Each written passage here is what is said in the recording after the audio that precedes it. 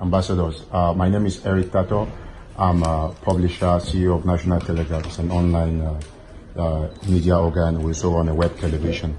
Thank you. Ambassador, I want to add that we cannot have trade in a turbulent environment. Cameroon remains a very strategic area in terms of free trade, the CEMAC zone and the Chad Basin. For close to 4 years, this area has been going through a lot where the regime in Yaoundé has been killing a lot of people. I don't know how trade can flow if most or half of Africa would have a kind of problem that Cameroon has.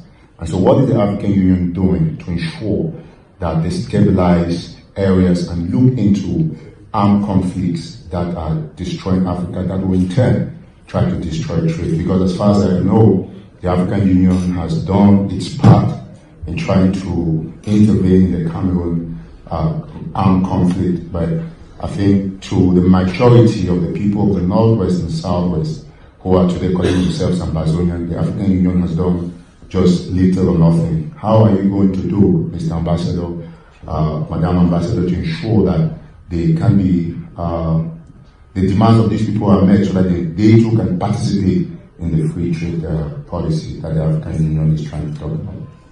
African Union, we have a program of silencing the guns.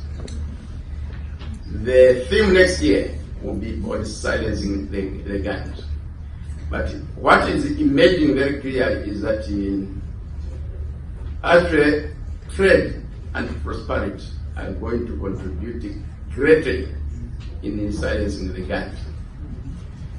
When you have created levels of prosperity, you will be mad to try to really undermine the prosperity that we have. If you look at Europe, for a long time, there were wars across Europe until the economy steadily grew. And since 1945, there has been no war in Europe. And one can never imagine that with the prosperity that has been attained in Europe, somebody would be crazy enough to try to destroy that. No. So the area will bring in the prosperity in Africa. The better people have the incentive to say, I cannot afford to destroy this, it's too valuable. But if they have nothing to lose, certainly they are ready to fight at any price. So we need to work together to ensure that we move very, very, very rapidly in promoting inclusive development across Africa.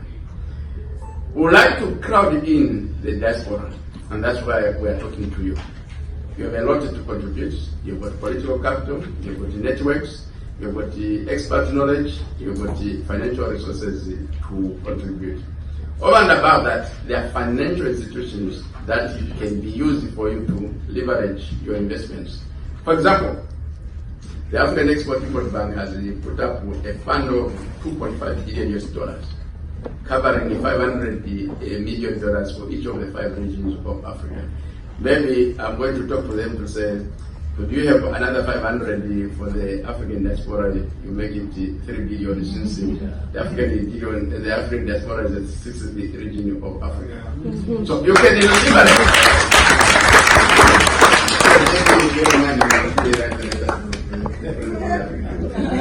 So you can leverage that with your own savings, so that you can contribute to the development of the African continent.